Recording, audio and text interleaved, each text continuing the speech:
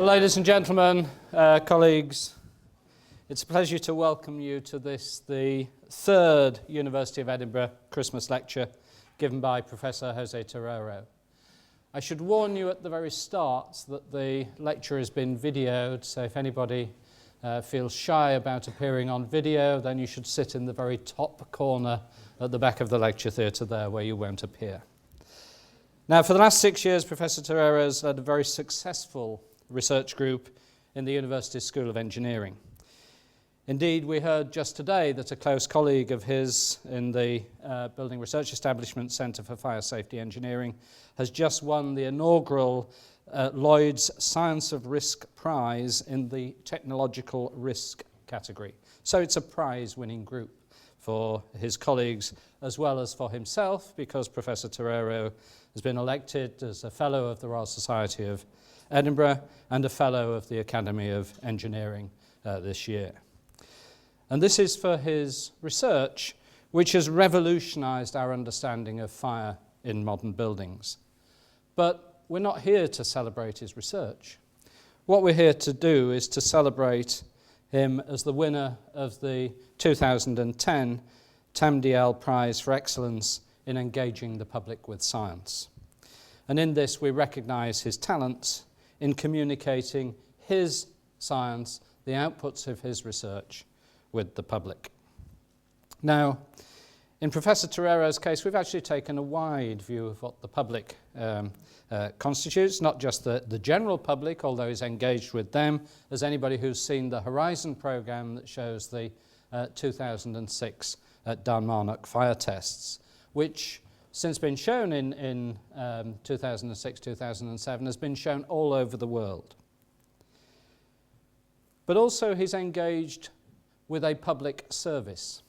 He's been very active in engaging with the firefighting profession and helping them understand the effects of fire in high-rise buildings, for example. Now, next year we see the 10th anniversary of 9/11. This was a high-rise building fire about which virtually everybody in the world knows. And the prize committee has also been a bit presumptuous, I assume, in acknowledging the fact that there are a number of programs and talks which are yet to be given, which Professor Torero will be involved in, and talking about the Twin Towers catastrophe.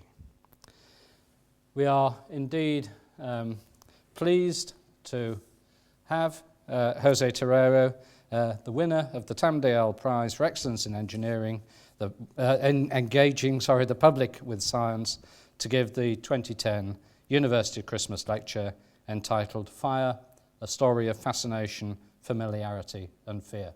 Jose.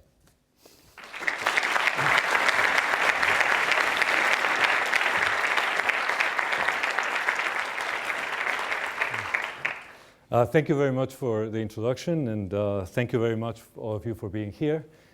First of all, I need to start by apologizing. I really tried to warm you up, but it just didn't work. So anyway, before I started preparing for this talk, which in some ways is a fairly unusual talk to give, I had to think of what makes a good public lecture. So I was reading a little bit on what are the basic rules of thumb of how to deliver one of these public lectures. And basically what you can extract from introduction to public speaking is that there's two major things that you have to keep in mind. One of them is that you have to have a very clear, concise, precise, and simple message. And that message needs to be repeated a number of times because your audience doesn't necessarily have to be familiar with what you're talking about. So you have to keep repeating that message so it sticks in people's minds, and by the time they walk out, they feel that they took something with them. So yeah, that was very easy. Very rapidly, I knew exactly what the message I wanted to give was. But then the second one was a little bit more complicated, because the second element that they discuss is that you have to do something that basically attracts the attention of people that might be very familiar with some of the things that you're doing, but really do not understand the details. So instead of boring them through the whole process, you have to be able to do something at the beginning that really catches their attention, and all of a sudden they are engaged and they walk with you through the talk. Now, the first thing that I thought is, I'm going to set myself on fire. And, but then, I can do that, actually. I said, I have the knowledge to be able to know how to stick my hands in alcohol, touch a candle, and boom, all of a sudden I have my hands on fire. But then I thought, well, what happens if it starts dripping into my shirt, and then all of a sudden my jacket catches on fire? That would be quite ridiculous, to have a fire expert burning in stage. So I said, well, that's really not going to work. And then I thought, well, this is a Christmas lecture, it's Christmas.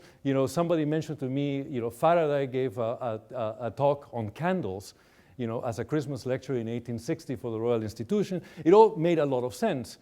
So I called the organizers and I said, well, I would like to have many candles on the stage. Okay?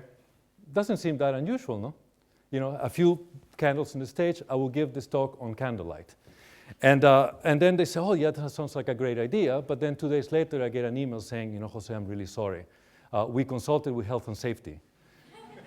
And they said, no candles. And I just kept asking myself, and I said, well, I'm a fire expert. I'm supposed to know what I'm doing.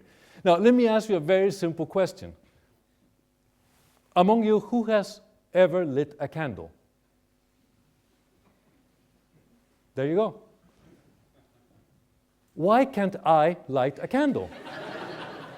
I mean, seriously, give me a break. Why can't light a candle? And this was really, I was thinking, well, this is the thing that was going to attract everybody's attention. But all of a sudden, I've been told I cannot light a candle. Now, think a little bit deeper. Why I cannot light a candle here? Anybody has a suggestion? Is there any particular reason why I cannot light a candle in this room? Huh? Yeah, but we know how to light a candle. I mean, you've done it. I've done it. Every time that we light a candle in our house, do we set it on fire? No. Sorry? Maybe. I'm not going to discuss that one because it's a little bit difficult to debate. But seriously, from a very technical perspective, what would be the reason why I couldn't light a candle here? Well, yes. I mean, there's all sorts of risk assessments that I could do. I could anchor the candle to the table and all these things to try to avoid the candle from falling over. But that was really not the reason. I mean, the reason is that if I light a candle, I'm going to produce smoke. And that smoke is going to activate all the smoke detectors. And if all the smoke detectors get activated, then all of a sudden we have a fire alarm. And you all have to leave the room and you cannot listen to my lecture. In a little way, it's a little bit the problem, no? But the truth is that the real problem is that to avoid the smoke detectors activating, we have to disconnect them. Okay? And the moment I disconnect them, there's other people in this building, and if actually I happen to start a fire, then all of a sudden people are not getting the warning, and you are creating a hazard. Okay? So that was the argument that was put forward, and to me it seemed quite logic. Okay? Nevertheless, it made me think. Okay? And I think that from the beginning I'll let you know what the message of my whole lecture is. It is all about thinking. When you think, you move from what seems to be apparently very familiar, something that is like fire that fascinates so many people, all of a sudden, when you start thinking, you move away from the fear that actually disables you from doing certain things. Okay? And that's really the key to what I wanted to say today. Basically, what the health and safety officer gave me was the title to my talk. Okay? Basically, it made me understand that that fear that I might create a problem here, all of a sudden, completely revoked my familiarity on the subject. Didn't take away my fascination to it, but all of a sudden, what it did was it forced me to do something that probably was not necessarily that big of a deal. Okay? So I think that this is really the main point that I want to make. Now, and I'm telling you from the beginning so you know what I'm going to be talking about. But I'm going to make my point following the thought process that led me to understand why it was truly not a problem to actually light a candle. Okay? So let's start with the candle idea and just let's show you what a candle is all about. So here is a candle. It seems an object we're all perfectly familiar with. Okay? And that candle apparently is producing smoke that is coming from somewhere around here that will activate my smoke detector. Now, if I ask you a question, how does a candle burn? This is when we start thinking, because the problem is not that trivial. Okay? We are completely familiar, it's just a beautiful image, we can see it in there, but when we really start thinking, we realize that this is a very complicated process. It's not a very simple thing. And one of the biggest challenges that we face in fire is that combination that comes with fascination and familiarity, but nevertheless with a problem that is incredibly complex. We all think we know.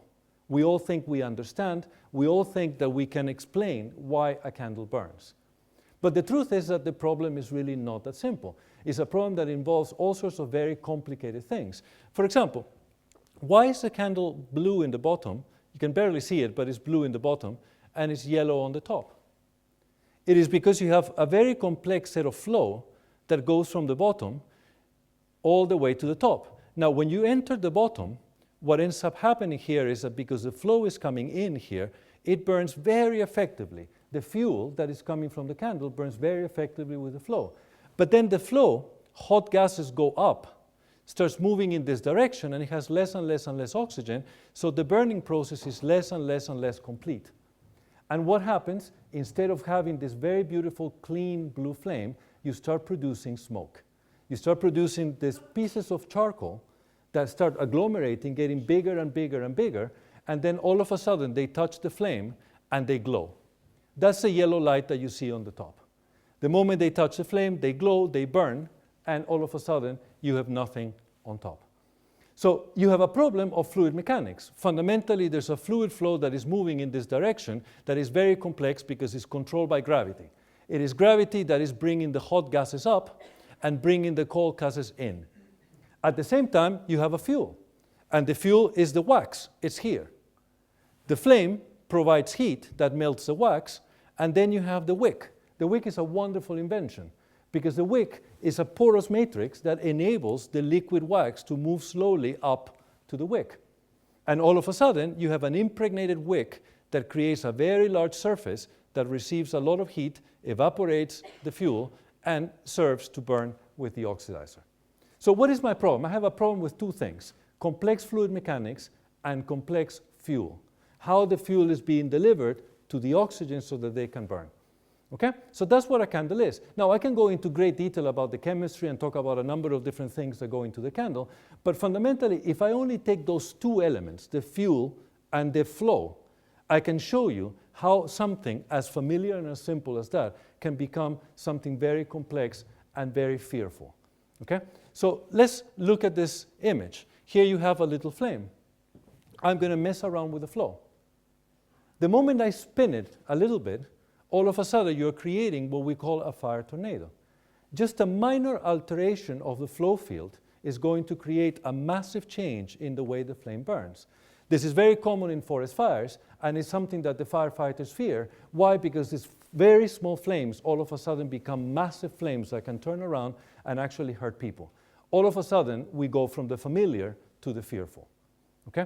Now, understanding the complex fluid mechanics, yes, we can explain it. There's knowledge that can explain how it happens. But if we don't understand it, we're going to be fearful of that complex fluid mechanics. Now, I can look at the fuel and take a new and very familiar situation. But this one looks completely different.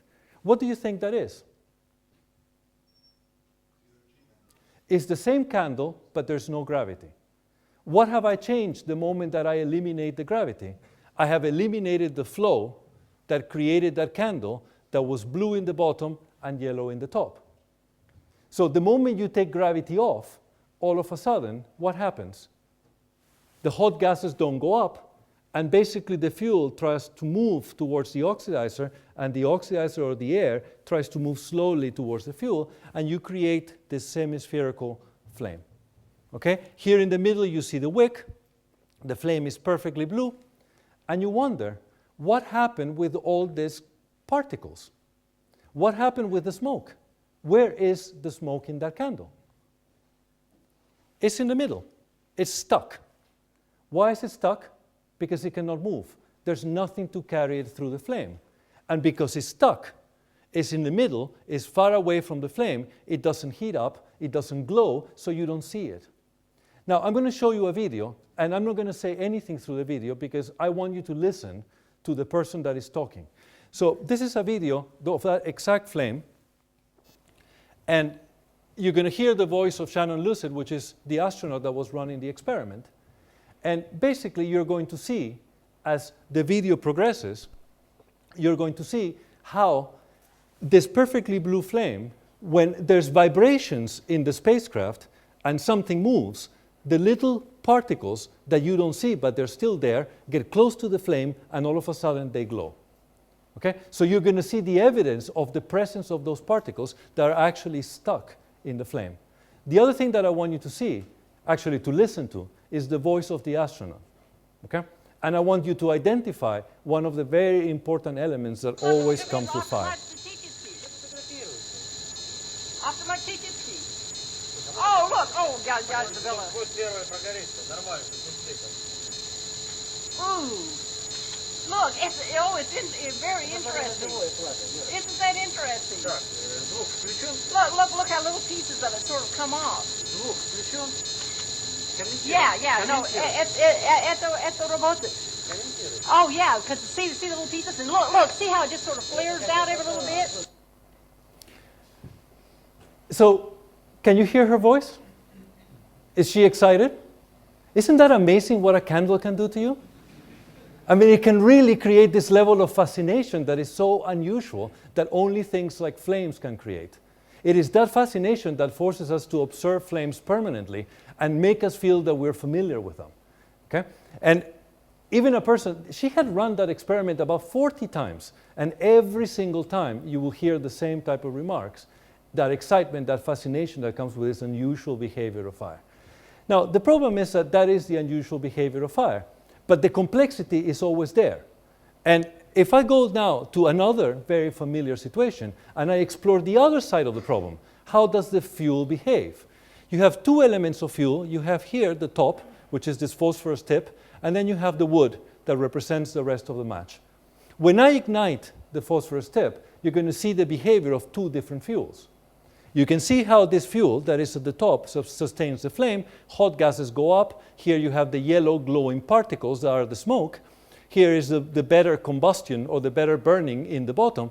But then as soon as this starts moving towards the timber, then what happens? All of a sudden the flame starts dying. So if you get the right fuel, if you get the right wick, if the wick is doing the right thing, all of a sudden your candle burns really nicely. But if you get the wrong fuel, and you can see the glowing of the charcoal, and you can see the fuel escaping from here, if you get the wrong fuel, then the flame dies. Now, if I tell you wood doesn't burn, will you believe me?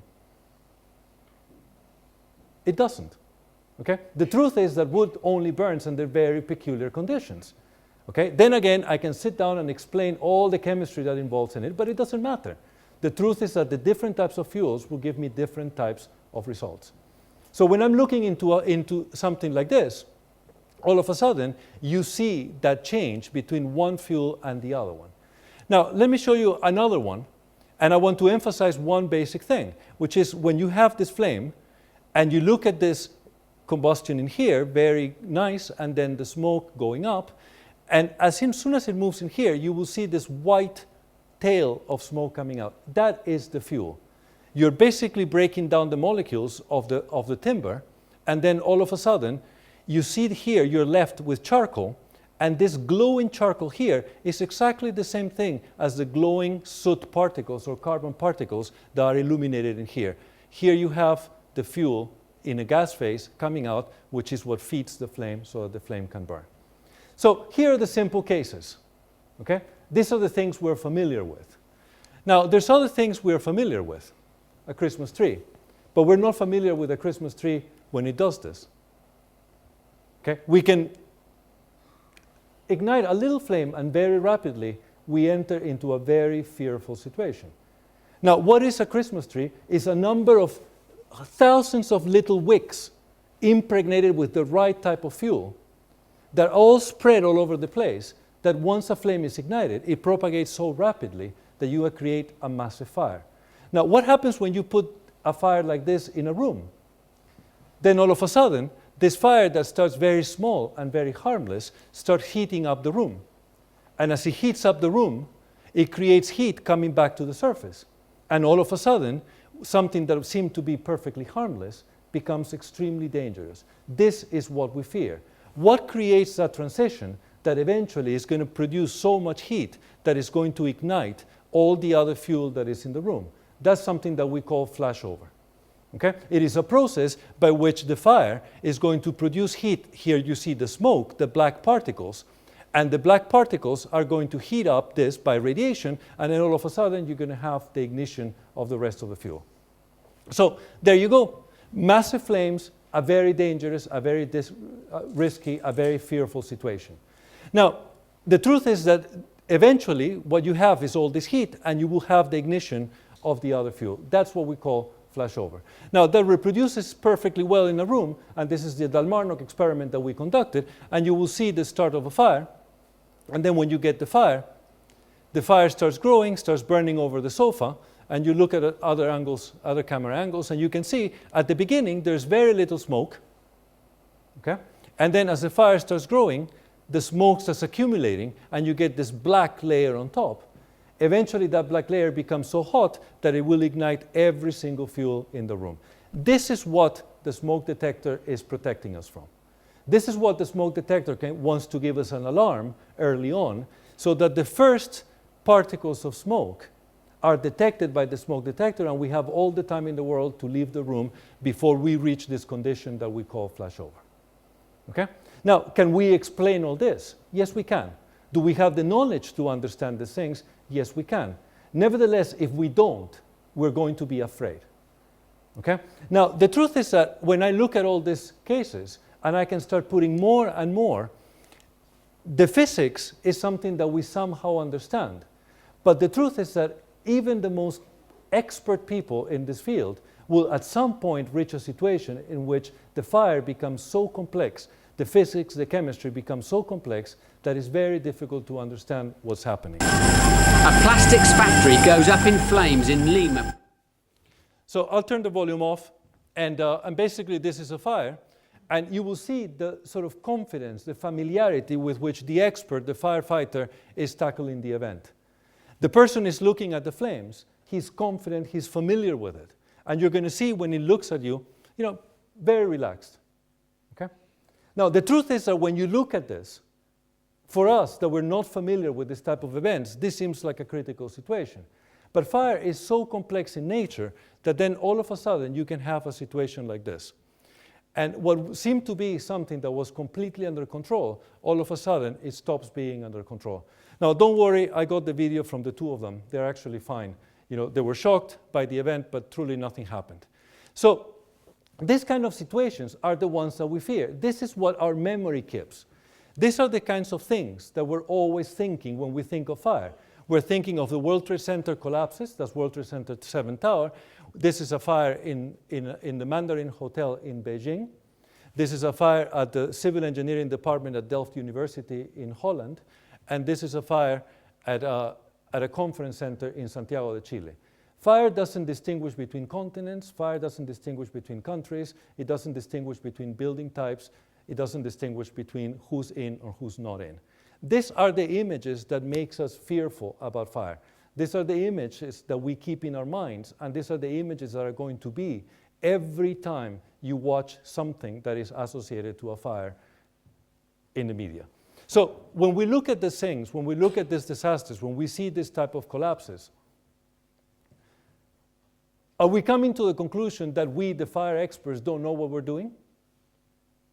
Are we coming to the conclusion that really we don't know how to cope with these buildings? Not really. The truth is that engineering, as well as science, is filled with failures. We learn about failures.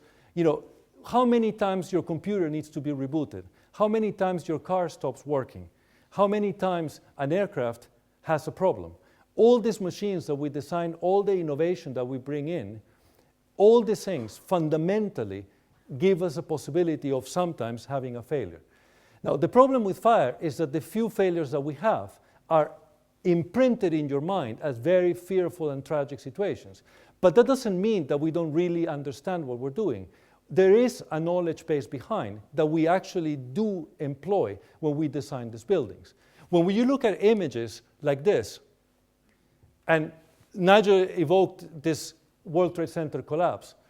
Now, when you look at this, this is the image that stays in our minds. This is the image that really we carry, and this is the image that turns our familiarity and our fascination on fire into a fearful situation, when we convert our familiarity and fascination into fear. Okay? The truth is that once we see these images, we have this feeling that we are out of control, that we don't understand the problem, that we don't know how to handle the problem. Nevertheless, the truth is that we do understand the problem. Despite the fact that we actually make failures, we can understand how these buildings fail. We know that when the World Trade Center was built, there was an engineering problem. And the engineering problem was that we had very rigid columns on the outside, a very rigid core on the inside, and a very lightweight floor in the middle. So when the lightweight floor starts heating up, when things heat up, they try to expand. And because it's rigid on one side and rigid on the other side, it couldn't expand. And the result was it buckled. The moment the floor starts buckling, it starts creating a progressive collapse. And then all of a sudden, you lose the building. Now, do we understand how these things happen? Yes. We have experiments, and we can see how these trusses fail.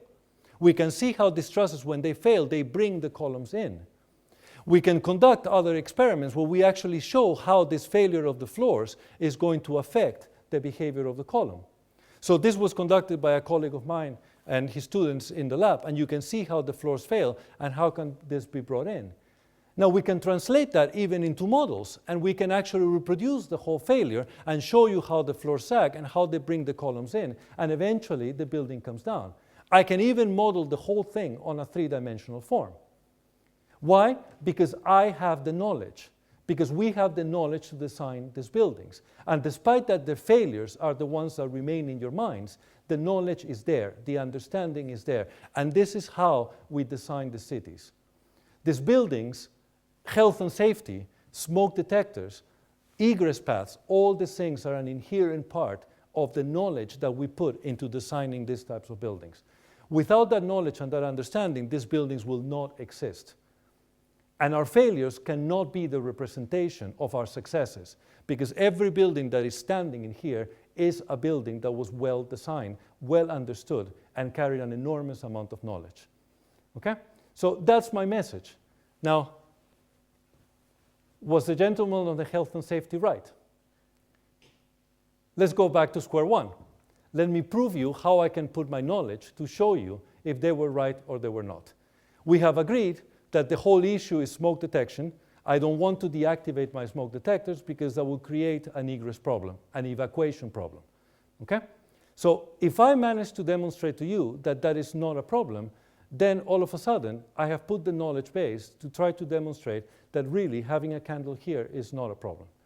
Now, all I need to show you is what is the relationship with my candle and the smoke detector, and try to demonstrate that really I did not need to turn off the smoke detectors.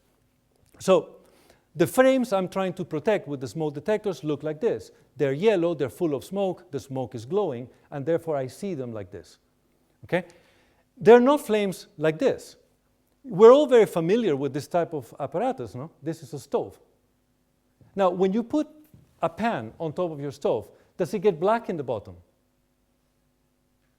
Not really. Why does it get black? Because my flame is blue. Why is it blue? Because it's burning completely. So it's not producing these soot particles or these carbon particles that are going to glow. Basically, you're transforming the fuel straight into other two gases, which are carbon dioxide and water. End of the story. Perfectly complete, clean combustion, no particles. And therefore, if I ignite the stove, your smoke detectors are not going to be activated. It's only when you burn the toast that they get activated, no? But before that, it doesn't happen. Why? Because you have no smoke particles coming out from here. Okay? So this very simple demonstration shows you that if there's no smoke particles, there's no smoke detector activation. So let's look at my candle then. Here is my candle. I do have the smoke particles, but I'm going to claim that the smoke particles actually are going to burn before they get out. Okay? And I can show you that. Now, what do you think it depends on? It's going to depend in the way I deliver the fuel. If I put too much fuel into this candle, all of a sudden, the fuel doesn't burn, and it comes out as smoke particles. Now, who delivers the fuel? Is the wick. Now, this is a fantastic technological achievement of the Victorians, the design of the candle wick. Okay? Why is it so fantastic? Because it does the job. Okay? What is the job that the candle wick does? It basically produces smokeless candles. Why does it produce smokeless candles? Because the wick actually manages to regulate the amount of fuel that it delivers to the candle. So if you look at this and I blow it off, you can see two things. This is the fuel that is turning itself into gas, and this is the candle wick, and it was glowing at the top. Okay? This candle wick is curled to guarantee that this candle wick will remain of exactly this size. And if it remains of exactly this size, then it will deliver exactly the amount of fuel so that the candle closes completely and burns all the fuel and doesn't produce any smoke on the outside. Now, why did the Victorians develop this? Not because they wanted to prevent smoke detectors from activating. They didn't want their ceilings black. Okay? That was a key principle behind the development of these wicks. So they developed a fundamental form of weaving the wick so that the wick would actually curl and consume itself as the fire propagates. Now, if you look at that video, we have elongated artificially the wick, and we will ignite the wick. And once I ignite the wick, you're going to see what happens. The wick is designed, this is where our knowledge comes in, the wick is designed in such a way that as soon as it starts burning, it starts curling. And as it curls, you can see how the flame shrinks. It closes down completely, and you can see the carbon glowing here that basically will consume the wick, and then all of a sudden you have the right size of flame. Okay? This particular flame doesn't produce any smoke because all the particles burn as they reach the tip. Now, let me give you the opposite scenario. If you look at this in detail, here you can see exactly what is happening. The wick is curled, is burning in this edge, and you can see how the flame is being regulated because the size of the wick remains always the same size. As you consume the wax, the wick is going to try to increase, but it's going to curl again and burn completely. So your tip is closed, the smoke is not coming out. Okay? So the problem is more complex than what you thought, no? Now, if you look at this, now, here you have three examples, the small wick, the medium wick, and the long wick. When you see the long wick, you can see how the tip is broken. And when the tip is broken, you can see the smoke coming out. Unfortunately, the brightness is not ideal, so you cannot see the smoke coming out. But here you can see when it breaks down, all the smoke is coming out. This is what we call the smoke point. That's where our knowledge comes. Okay? So basically, if I can manage to keep the flame the way it's supposed to be and do not artificially elongate the length of the wick, then all of a sudden, no smoke is being produced. So here you have the long flame. It's broken at the top, and the little carbon particles that are formed here, they're going to agglomerate slowly as they move to the top, and then eventually these are the large carbon particles that are going to emerge at the tip and activate your smoke detector. So if my wick is the right size, then all of a sudden this doesn't happen. These little carbon particles get consumed at the flame, and all of a sudden you don't have smoke. So since I've got here this far, should I light my candle?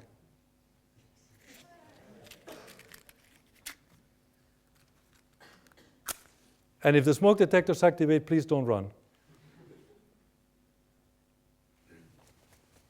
So there you go, a well-designed candle with lots of knowledge that basically delivers the flame that doesn't activate your smoke detector. So back to my message. So then what is the message here?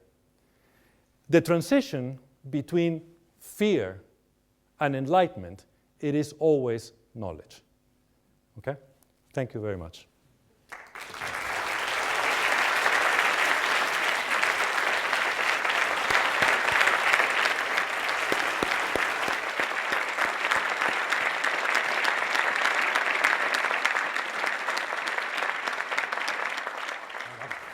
Very good. Jose has kindly agreed to answer a few questions if anybody in the audience has them. There are some microphones, so if you could wait till the microphone comes down to you. Can we take the first question, please?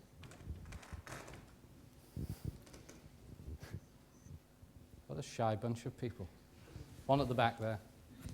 Can you wait for the microphone? Will you say a bit more about areas in which regulations start affecting what we do rather than us deciding what the regulations are, where the tail is wagging the dog? Yes. The idea with regulation is that regulation comes from the social responsibility that we have to guarantee the safety of people. So you are here, and when you walked into this room, you didn't read or sign a document that says the probability of you dying in this room is this percentage, and therefore you made the choice of walking in. It is our societal responsibility to guarantee that you have that safety. So we put all these regulations to guarantee that. Now the problem is that architects have wonderful ideas, engineers develop new technologies, and you start putting all these new things in place. And regulation has always to follow. And once you readapt all this information and turn it into something that can be regulated, then regulation becomes logical and services that innovation. But the problem is, because it goes behind, you're going to find yourself in many situations in which you are developing new things, trying to change things, and regulation is going to represent something that pulls you back. Okay. Another question.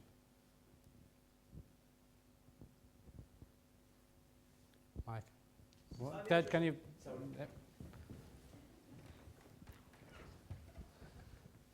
Interested in how candles were before the Victorians. Were they always smoky? Was it the wick that the Victorians invented? Well, the early Victorians had the thing called the snuffer.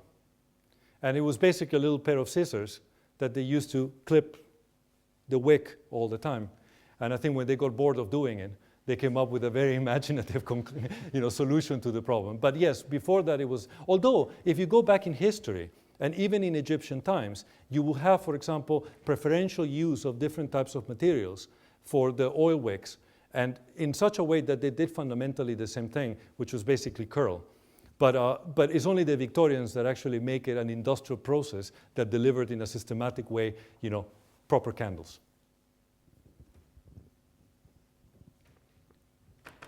There's a question in the center there.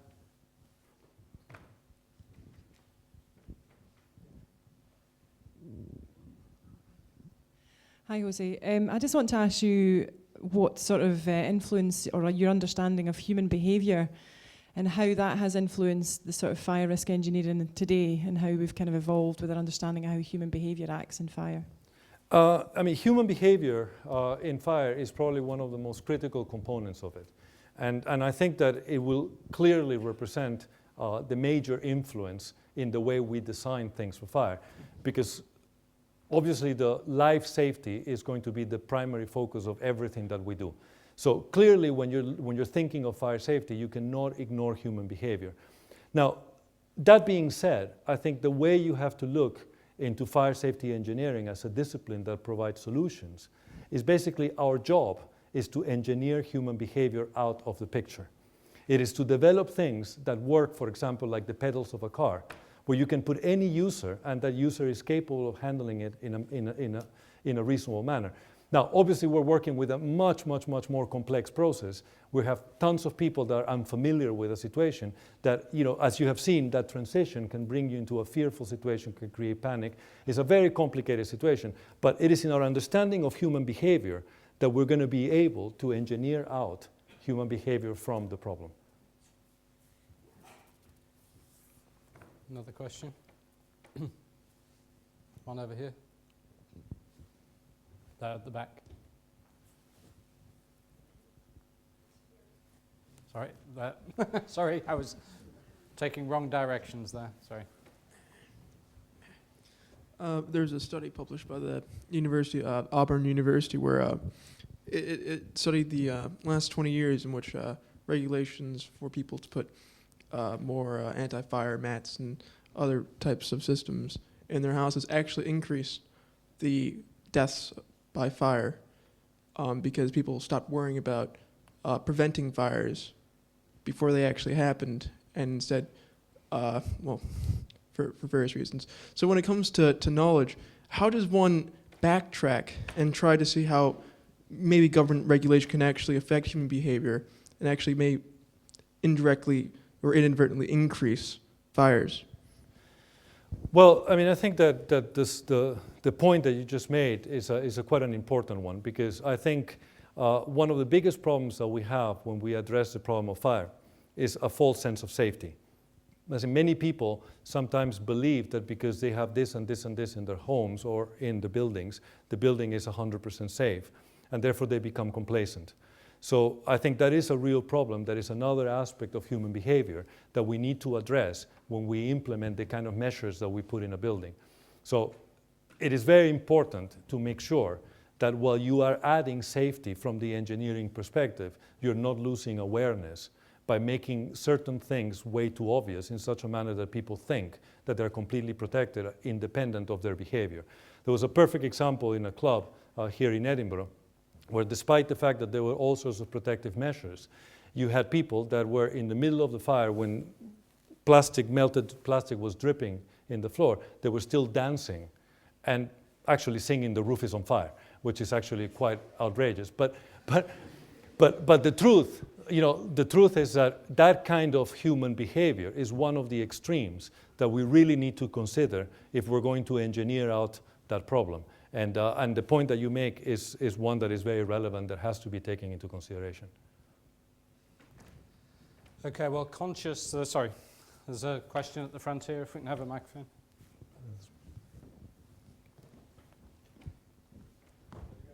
No, behind you.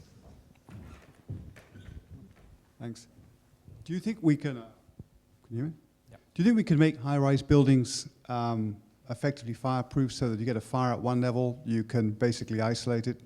Do you see that in the design of high-rises in the future, so that something like 9/11, you could pretty much isolate the event to one layer and be safe above it and below it?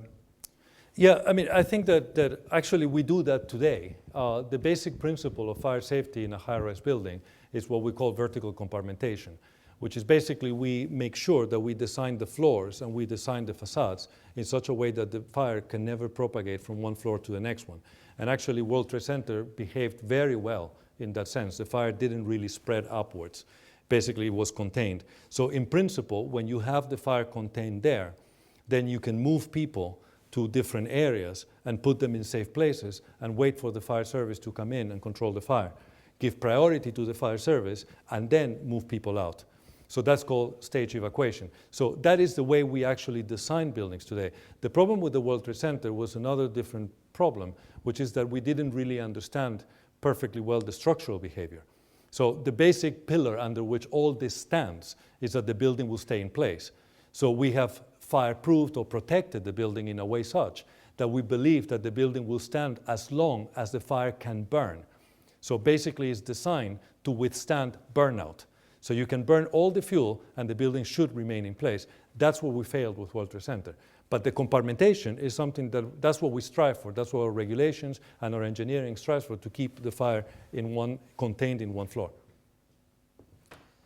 Okay, Yes. very last question there at the back, if I can. And then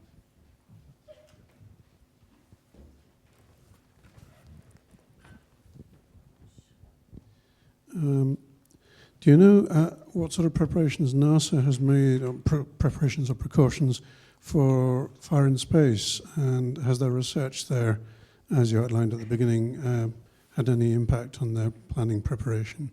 Yes. Actually, the beginning of my career was all done on fire safety for spacecraft. And there's a lot that has been done. A lot of the research on fire safety is associated to detection. Because if you look at the way the flames develop, as I explained, the smoke doesn't come out. So our conventional forms of fire detection really don't work in spacecraft. So there's a lot of research in fire detection. Suppression is a very interesting problem because hot gases don't go up. For example, in the Mir station, the astronauts tried to snuff the fire by putting wet cloths. But then what happened? The steam just expanded towards them, so they were not capable of controlling the fire in the Mir station. There's a lot of research, for example, into material flammability, which is the prevention side. So basically, you're trying to bring up materials that you know, under the conditions of a spacecraft, will never burn. So basically, you try to come up with testing methodologies and design of different materials to make sure that whatever you bring up there under the microgravity conditions will not burn. And like that, there's such a number of areas of research looking into fires in spacecraft that are, in principle, intended to guarantee that you will have a long-term space facility that will have a very minimum risk of having a fire. And if there is a fire, it will be very easily detected and controlled. Okay, well, with that, Jose, thank you very much. I mean, I think one of the things that's brought home is there are different levels of acceptable risk depending on your knowledge of the situation. And given the fact in the audience we have the general public, we have current and former chief fire officers, we have a NASA astronaut, then I think we all have different levels of what is acceptable risk of fire in those different circumstances. What I want to do is thank you very much for your lecture. I'm looking forward to how you're going to put your candle out without setting off the smoke alarms, but I will invite Professor Dorothy Crawford to present the Tam Dalyell Medal and Prize. Dorothy.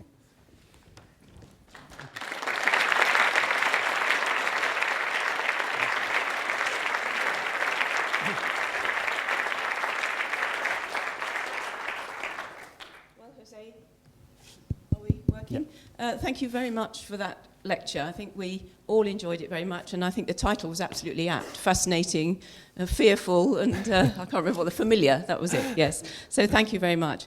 As you know, I'm here in place of Tam Dalyell tonight to present you with the medal. Unfortunately, Tam was not able to make it tonight. He's snowed in Linlithgow, so I talked to him this morning on the phone, and he's very apologetic for not being able to make it. He sends his warmest wishes to everybody here, and of course his warmest congratulations to you, Jose. So it's up to me.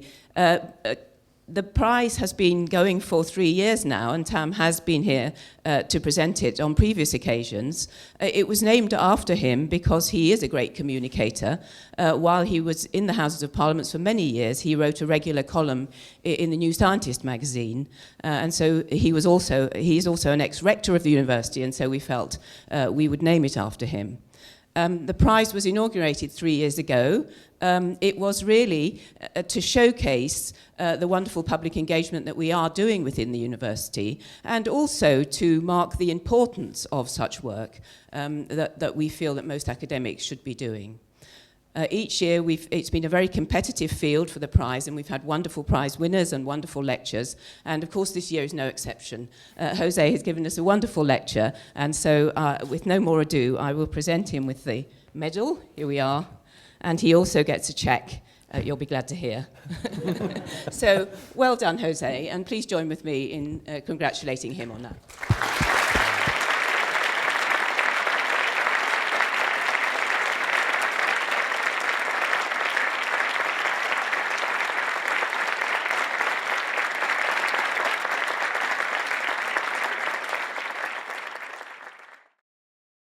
This production is copyright the University of Edinburgh.